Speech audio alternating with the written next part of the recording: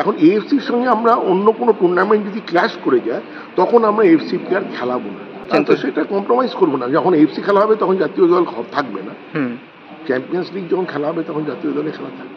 বিশেষ করে মোহনবাগান নিয়ে অবশ্যই মোহনবাগানের হাবাস নিয়ে একটা চিন্তা ভাবনা করা হচ্ছে, তো হাবাস কি আগামী মরশুমে থাকছেন? আমাদের চিন্তা ভাবনা চলছে, আমাদের গত বুধবার দিন বোর্ড মিটিং ছিল, আলোচনা হয়েছে, আমরা একটু ধীরে চলো নীতি নিয়েছি, অনেকগুলো ফ্যাক্টর আছে সেগুলো নিয়ে আমাদের আলোচনা হচ্ছে, সময় মতো আপনাদের জানাবো। আরেকটা যেটা বিষয় যে এএফসির জন্য কি আলাদা কোনো স্কোয়াড করার চিন্তা ভাবনা করা হচ্ছে মোহনবাগানের তরফ থেকে? মানে আমাদের তো স্কোয়াড আলাদা আছেই, আমাদের এএফসির জন্য না আমাদের যেটা সিনিয়র তারা আইএসএল খেলবে, এএফসি খেলবে, কলকাতা লিগের জন্য আলাদা স্কোয়াড আলাদাই আছে, এবং আলাদা কোনো বাজেট আমাদের এএফসির সময় হয়তো ধীরে ডুরান্ড চলতে পারে, তখন ডুরান্ডে আমাদের যেটা কলকাতা লিগ খেলবে সেই টিমটাই হয়তো ডুরান্ড খেলতে পারে।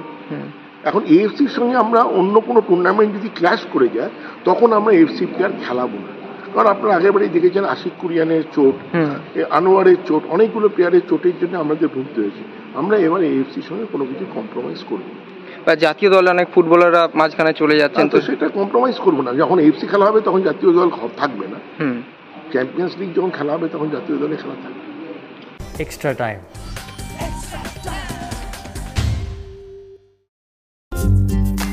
লেটেস্ট নিউজ আর এক্সক্লুসিভ ভিডিওর সঙ্গে আপডেট থাকতে এখনই সাবস্ক্রাইব করুন আমাদের ইউটিউব চ্যানেল। বেল আইকনে ক্লিক করতে ভুলবেন না যেন।